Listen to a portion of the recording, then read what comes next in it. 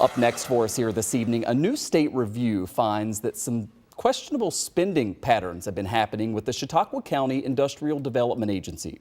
Our partners with Investigative Post have been working on the story you can see published here, going through the report that found more than $250,000 of, quote, inappropriate and questionable discretionary spending.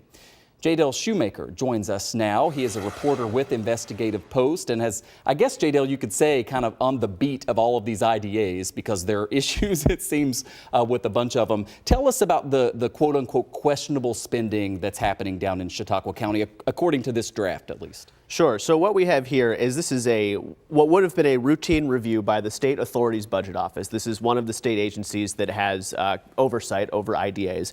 They were doing a review of just operations at the IDA, and what they uncovered was nearly $250,000 in quote-unquote inappropriate and questionable spending. Now, what that meant is that, for example, the chief financial officer was reimbursed some $30,000 for his personal vehicle over 3 years, so about 10 grand a year for a personal vehicle. The CFO was also reimbursed some $18,000 for a membership at a golf club and playing, other related expenses at the golf club.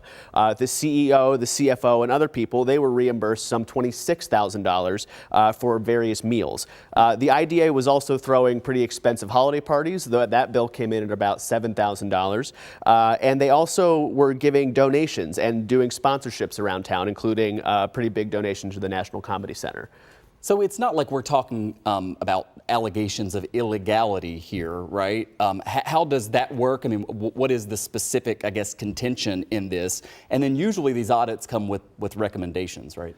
Yeah, so the authority's budget office, they are a civil agency. They are not doing a criminal review or any kind of criminal investigation here. So they didn't find any illegal wrongdoing. But basically what they said is that the IDA and several related economic development agencies, they are using one bank account and having all the money in this bank account, and that's leading to all of these questionable spending practices, as they say. And so what they're recommending is that they separate the bank accounts. They really have clearer guidelines for what spending is appropriate and what spending is not appropriate, and they need the board to have more oversight, generally speaking, over the agency.